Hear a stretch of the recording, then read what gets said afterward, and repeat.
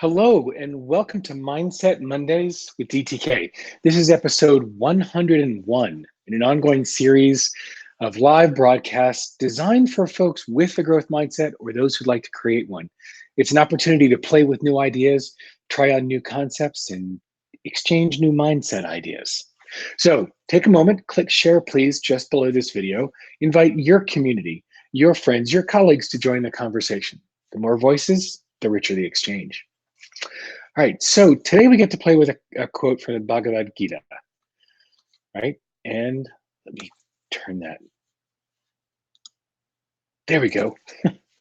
You are only entitled to the action, never to its fruits. Okay, so when I saw this, here's what came up for me, right? Yeah, you, I, and you are going to be underappreciated. We are going to be challenged, sometimes even sabotaged. We are likely to encounter failures, if not epic failures. And our expectations are going to be at times unmet. And yeah, there are times where we'll lose. And this is not meant to be, a buzzkill conversation per se, but given the truth of those challenges that we'll experience, how do you choose to carry on? How do you choose to take pride in yourself and in your work? How do you navigate the reality of things are not always going to be sunny and rosy? And so, I mean, that's what this brought up for me first, is that we're entitled to the action, never to its fruits. So that question, how will you choose to carry on, sort of begs a redefinition of success, right? All too often we tie our sense of accomplishment and our well-being to the fruits of our labor, or more realistically, to the accolades that we get, right? That we hope to receive for having done this work, and even and especially the things that we're successful in, right? We open ourselves up to limitless satisfaction, on the other hand, when our success is attached to the efforts themselves rather than the rewards. There's a Marcus Aurelius quote. Let me pull it up to make sure I get it right.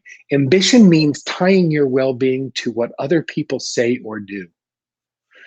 Self-indulgence means tying your well-being to the things that happen to you, whereas sanity means tying it to your own actions. So it's a different animal. Is it Stoic? Is it Zen? It doesn't really matter. The concept is do your work, do it well, and reap the inherent rewards from having done them. Everything else is just a bonus. And it is, Pamela, that's exactly what it is. It's about the intrinsic motivation. Like getting the motivation from the experience itself, from the action, from the action and complete, and not even always completion, but action and completion themselves, right? Success in life is not measured by what you achieve, but by the obstacles you overcome along the way. Even that, obstacles or no, but yes, Marcella, the obstacles, right? That's the opportunity. Find the rewards, find the enjoyment just for having made the effort. The Grammys were on last night, and it made me think of some of the Oscar speeches when Billie Eilish won her best song or best performance or best new artist. She said, so many other songs deserve this award. She said, I love them all, and yet she got the award. And so it made me think of how many Oscar speeches we've seen where it's been, I'm just, it's an honor to just be nominated. Well, the truth is, when your satisfaction, your enjoyment, your reward is the intrinsic motivation, is the having done the work itself, or in some cases being nominated for an accolade or an award. It's not about the winning. That's extra. That's gravy. It's not about the acknowledgement. That's extra. That's gravy. It's about having done the work. And it's hard, I look at, there are a lot of coaches, obviously, in my world. And I look at how many of us, because our clients are far flung and we do so much of our work from our offices via Zoom or telephone, we're not out in the world as much as we used to be.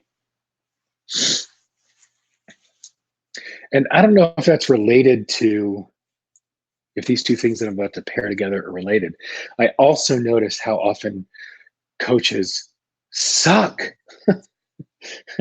at asking for testimonials and feedback on their impact. And since we don't ask, we don't always get it. We certainly don't get a ton of it. And so it's interesting how when the work itself is the reward, how much easier it is to move through. We have to wait for external acknowledgement to feel the accomplishment, to feel the satisfaction. That's what he said, ambition is tying your well-being to what other people say or do.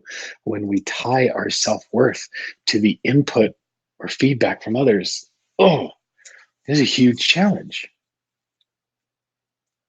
So yes, if you're a solopreneur or a small entrepreneur, yes, asking for feedback and asking for testimonials is valuable, not just for marketing.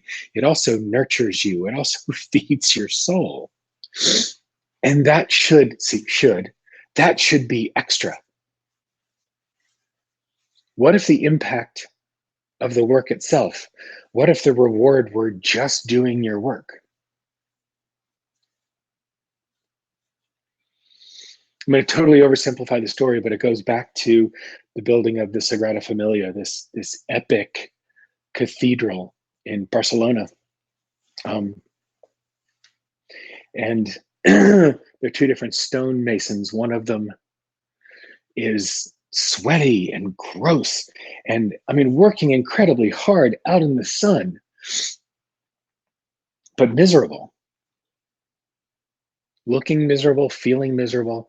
And when asked what he's doing, he said, I'm spending all day with a hammer banging on these stones. I do it every day, and that's all I do.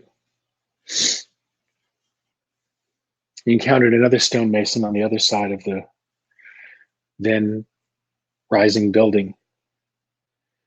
The guy was pristine, put together, clean, kept his work area clean, kept himself clean, was spending all day hammering on rocks, just like the other guy. And when he asked him, what are you doing? He said, I'm building a magnificent house for God. So by seeing the reward in the work that was being done, rather than just the arduous labor, by the reward being in the work itself and how he framed the experience, it changed his experience. And it has the opportunity to change ours as we see the value of the work as the reward in and of itself. How powerful can that be? Like what Ian said, how do we enjoy this process, this adventure, this process of doing the work? Ian says typing this reminds him that the concept of flow and of play, not of work. Ian, I've had conversations about this. I love that idea of finding the flow, finding the joy, finding the play in everything. It's Tim Ferriss's question. I ask it all the time. What will it look like? What would it look like if it were easy? I tend to ask it, what will it look like when it's easy? Reframing the conversation to reframe the energy. Reframing the reward and the value be from the work itself. So the opportunity is, as you look at your week ahead, as you look out at what you want to get done, what needs to be done, what's on the list to be completed this week, What if the reward that you got was merely from doing the work itself, from being in flow, finding the joy, finding the play? Your opportunity is you're entitled to the action, never to its fruits. That to which you are entitled were the reward in and of itself. How would that change your week? How will it change your week?